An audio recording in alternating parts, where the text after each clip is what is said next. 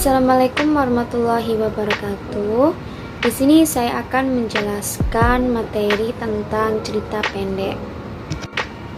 Nah, sebelum masuk ke materi, perkenalkan nama saya Wahinur Maliha Mursyid dengan NIM 1952000056 dari kelas PBI 2019B.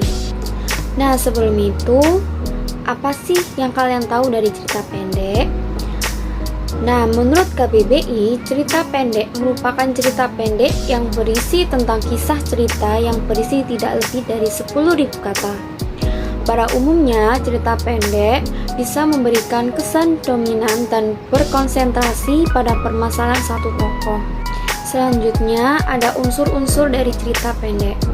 Cerita pendek atau bisa disingkat menjadi cerpen mengangkat persoalan kehidupan manusia secara khusus.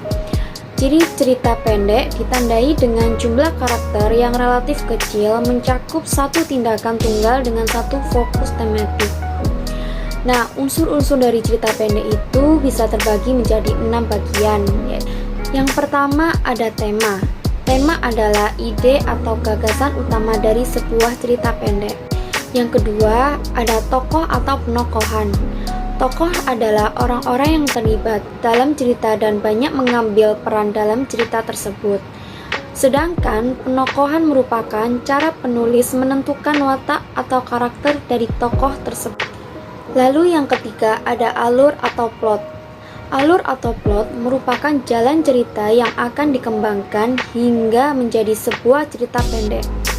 Alur berupa susunan peristiwa atau kejadian yang membentuk sebuah cerita. Lalu yang keempat ada latar atau tempat. Latar merupakan gambaran tentang peristiwa-peristiwa yang ada di dalam cerita. Latar dibagi menjadi beberapa macam, seperti waktu, tempat, sosial budaya, keadaan lingkungan, dan suasana. Yang kelima ada sudut pandang. Sudut pandang merupakan strategi yang digunakan oleh penulis cerita pendek untuk menceritakan suatu kejadian atau latar belakang cerita. Dan yang terakhir ada amanat. Amanat adalah pesan moral yang terdapat dalam cerita yang bisa dipetik oleh pembacanya. Selanjutnya kita akan membahas struktur cerita pendek. Struktur cerita pendek ini terdiri atas 3 bagian, yaitu yang pertama ada orientasi.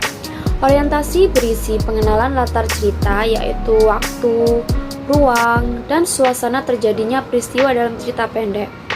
Lalu yang kedua ada komplikasi. Komplikasi menjelaskan tentang struktur yang berkaitan dengan pemaparan awal suatu masalah yang dihadapi oleh tokoh.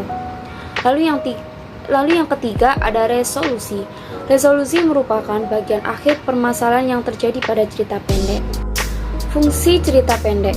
Yang pertama adalah fungsi rekreatif. Fungsi rekreatif yaitu sebagai sarana penghibur bagi para pembaca. Lalu ada fungsi estetis.